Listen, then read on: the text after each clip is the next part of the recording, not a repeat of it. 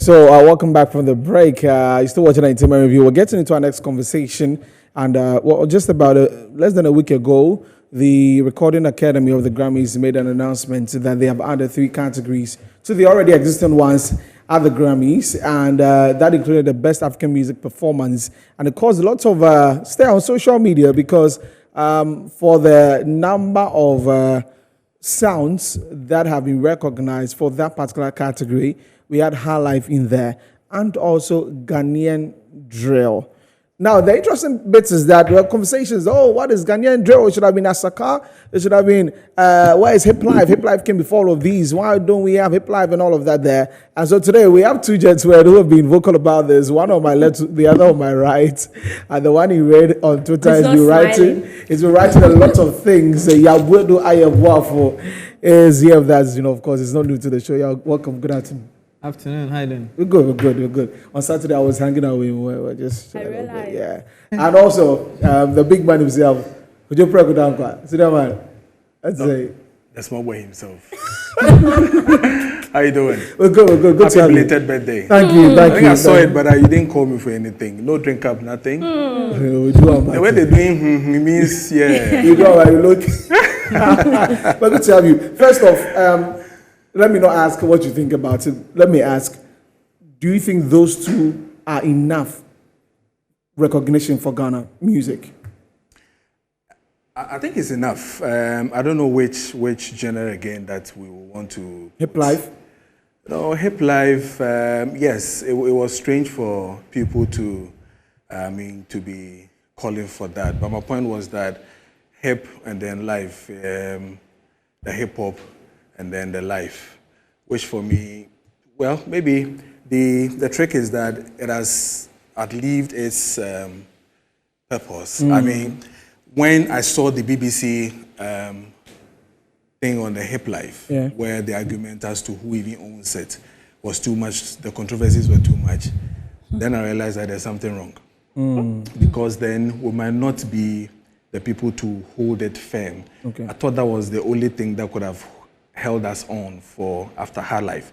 But I think that we lost it on the way with this issue of who owns it and what is bringing us, and I mean, back and forth like that. But all in all, I think that it is okay. I still have a worry again because they did mention HIGHLIFE and then they mentioned Ghanaian drill. HIGHLIFE, we all know historically, it is on the African continent. I mean, everybody owns it. So wouldn't you have been, say that Ghanaian HIGHLIFE, then we can be specific with whatever we're doing. My fear is that, I don't know how the category will go, but my fear is that showed Nigerians who are doing more HIGHLIFE, now somebody presents a HIGHLIFE tune, and then the person wins, is that it? Or the Ghanaian drill means that no person other than Ghanaians are supposed to enjoy that platform. Okay. Whichever way it is, I think they need to give us a clarity. Other than that, we'll have challenge because we all agree that the HIGHLIFE has too many areas to deal with. Benin is dealing with it, Nigeria is dealing with it, Ghana is dealing with it, Cote d'Ivoire, Burkina Faso, everybody is dealing with HIGHLIFE. So I don't know who stands tall when it comes to HIGHLIFE, but the Nigerians with brand and perception are taking on the HIGHLIFE for me with speed. That is where I have a challenge. The challenges. Yeah.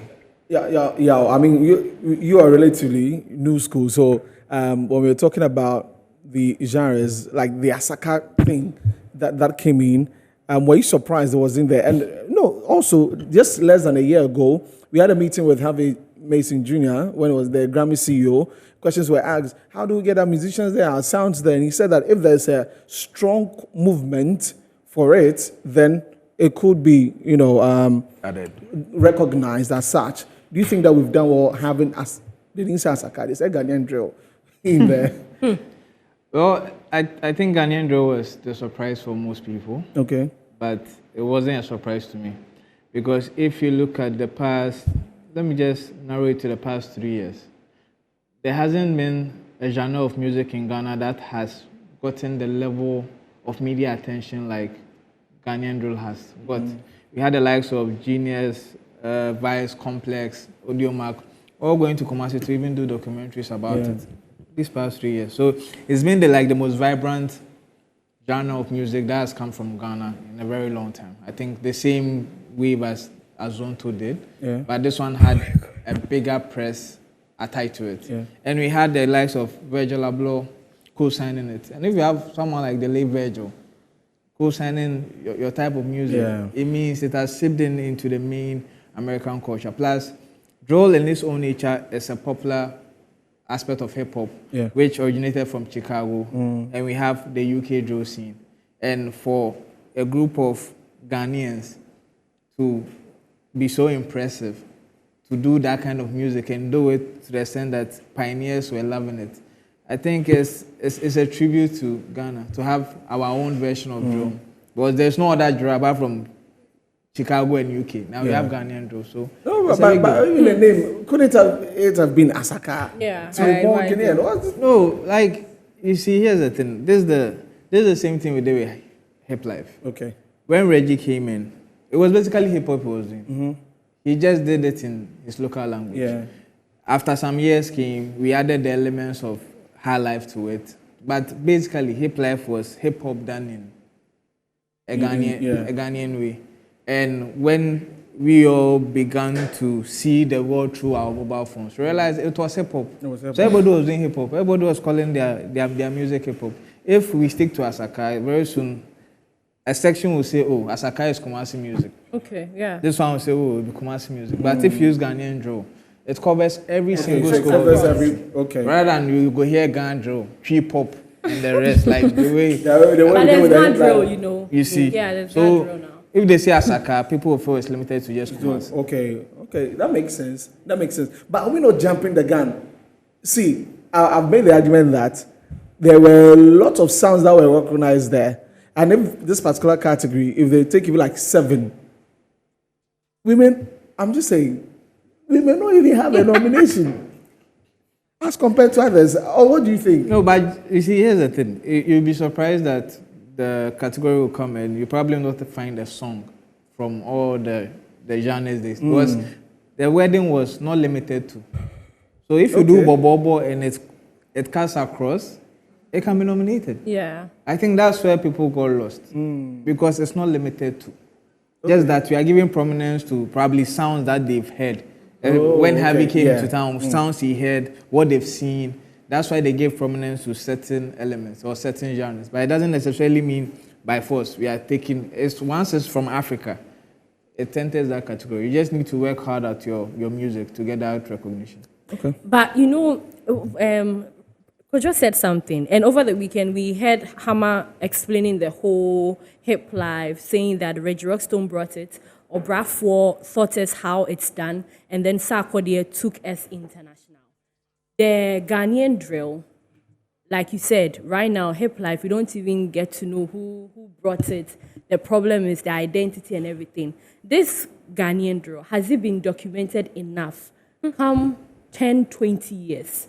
Can we say that there's a blueprint that actually shows that, oh, we were able to hold this genre for a long time, that the next generation that are supposed to come will make something better out of it, even if it does not reap this time around? Has the documentation been done well? Brilliant question. That was what I was coming to what Yao said. I mean, frankly, I prefer that we give it a name, okay, for historic purposes. Yeah. Because you see, like you said, these are 5 young guys, whether they're from Ashanti region or Volta region or whatever, came as a group called Asaka. Yeah. And they've added some traditional flavor to it to become our own. So documenting it and making it Asaka wouldn't spoil anything. It's just more or less like once upon a time, the La Paz Road had a name. But somebody gave us money, we call it George Bush Highway, Obasanjo Highway. Yeah. We could have gone back to say, yes, you gave us the money, but what? We could go back to our old name. My point is that we need to celebrate our own. We need to find a way where somebody will want to Google and find out what is Asaka. Then there's something there for the person to understand that it is a drill, but it's a Ghanaian drill that comes with its own kind of style. Okay. Then we know we have something like that.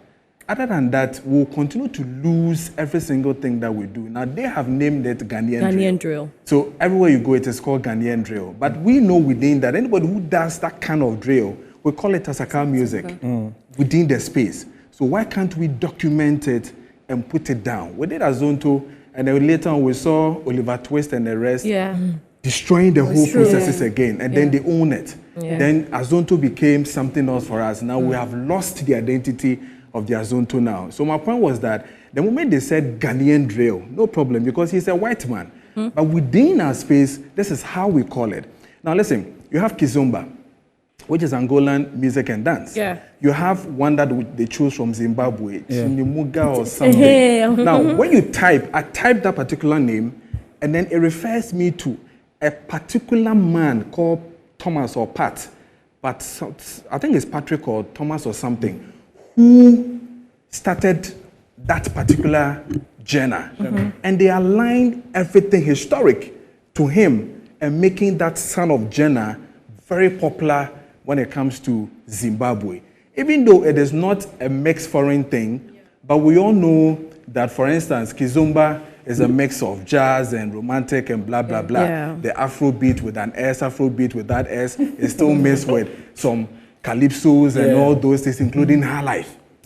So we're able to identify what Afrobeat is. And then you can tell you what is in there. That is historic. So can't we also be proud and name these young guys to say that, listen, you have taken us there, you've done well. People brought crank. We didn't see the crank again, the history of crank is gone. Bolome, as you were saying, Bobobo and all that, should somebody's song go, Bobobo, type Bobobo, you get a historic feeling about what Bobobo is. So my point was that, then let's do it that way for us to be proud and document it and know that, okay, anybody who comes from Legon, from archaeologists to everybody, music, when they come and they type what Asaka is, it brings them down to this country to appreciate it. That's why I was saying that then, name it Ghanaian HIGHLIFE. Why did you do HIGHLIFE? Because it cuts across to it cuts across the African continent. But you say HIGHLIFE. But we have boosted to say that HIGHLIFE is from Ghana. Okay, and we have held on it for long, but there's no documentation, remember? That is why people are now taking portions of it and playing with it along like that. So can't we, for once, do something like that to own it?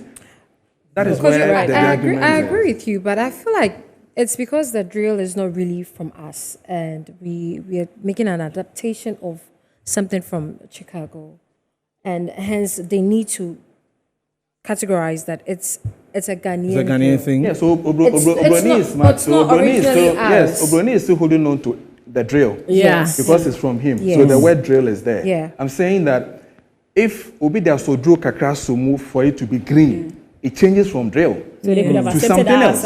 Exactly. You understand? He didn't go straight to the drill.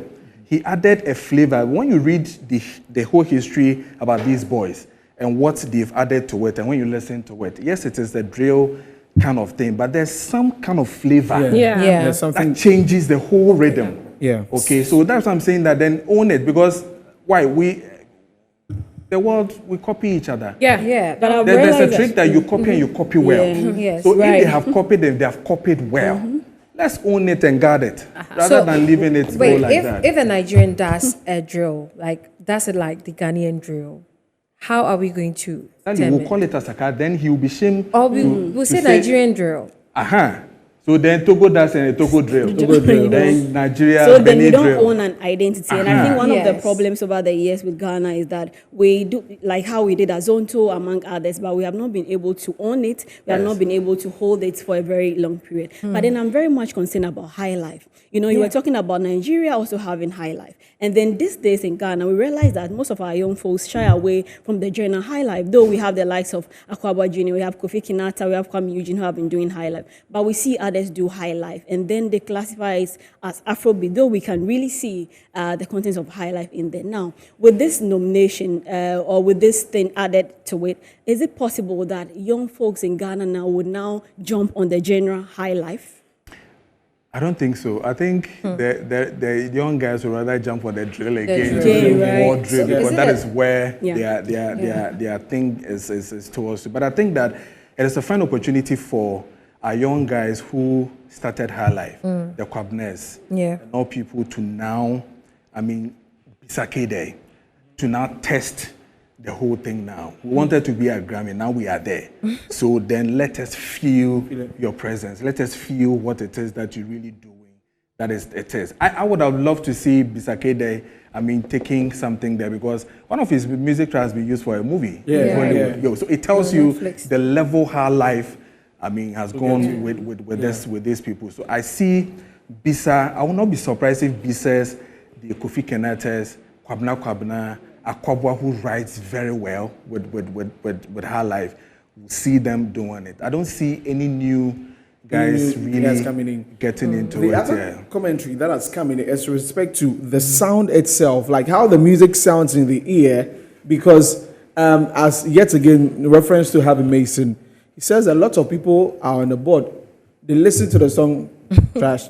They listen to this one, trash. Okay, this is good. And it goes through the process. Yeah. How do we make our songs? Because we can attest, we sit in our cars and we listen to a song from another place, the speaker be boom, boom, boom. Go listen to our own, then the sound reduces or it sounds some way. What next should we be doing to make sure that it's not just about recognition? We have Asakadro and whatever, but also the sound is able to get us more nominations in other slots. So basically, when it comes to sound, when it comes to the craft itself, everything is based on investment. And that's what we flagged. We've had artists who've enjoyed considerable success, and you don't see them investing in their sound. Okay. Like, an example, I'll use the Asaka Boys. The Asaka Boys sound the same as they began. I agree. There hasn't been a sound change. Okay. There hasn't been an improvement in the final output that you hear in your speakers, which doesn't make sense, because once you are making money, it needs to reflect on you. You can't have money and still look poor.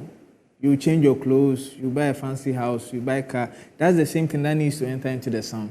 If you realize when Sarkodie began then and Sarkodie began now, you see that he has invested into his sound. An example would be Stonebwoy. His previous albums compared to his current album, you realize the level of investment that went into it. So that's basically it. You need to find someone who is good at what they do. At least in Ghana, you have the likes of U-Beat, we have Posey G, Master Gazi too has up this game.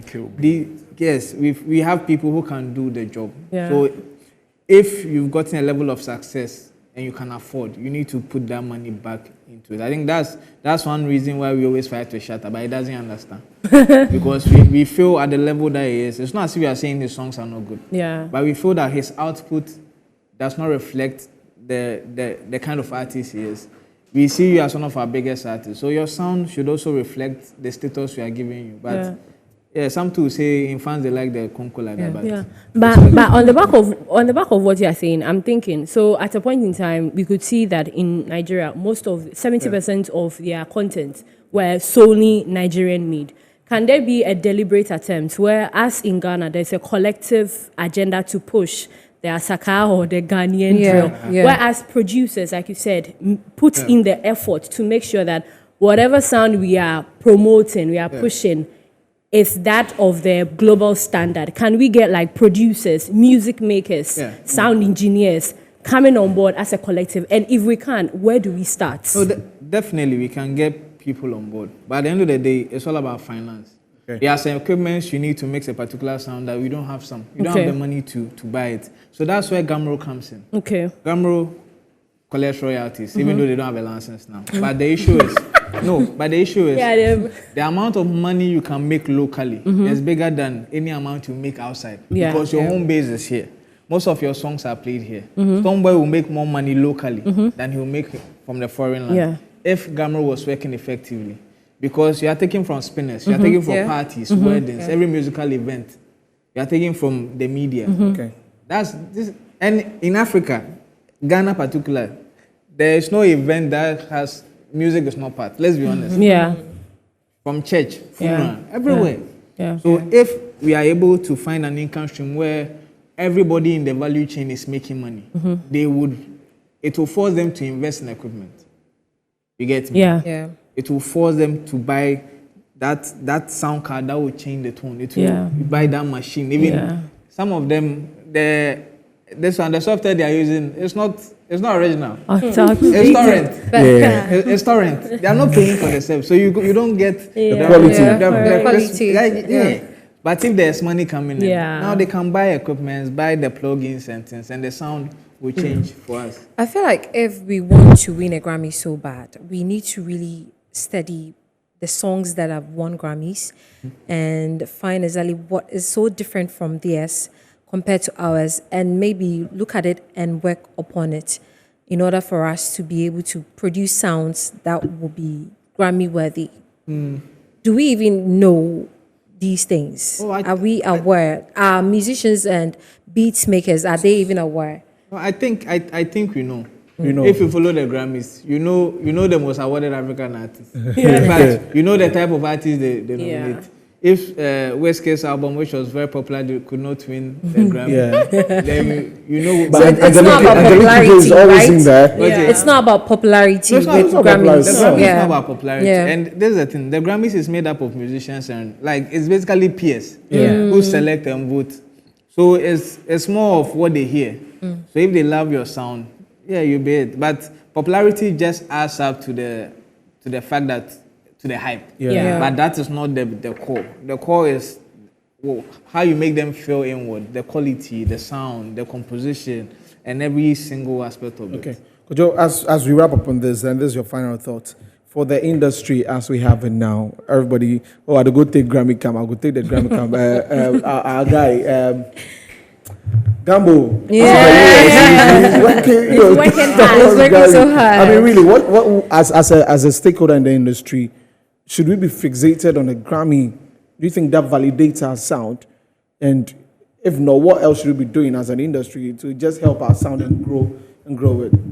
It doesn't necessarily does that, but whatever it is, we need to be there. It has come to stay with us, so we can afford to be there. I think that collectively, we need to start realigning and seeing how we can really position when it comes to these things. I mean, one, the country in itself as a ministry decided to promise certain things for musicians. It has not even come.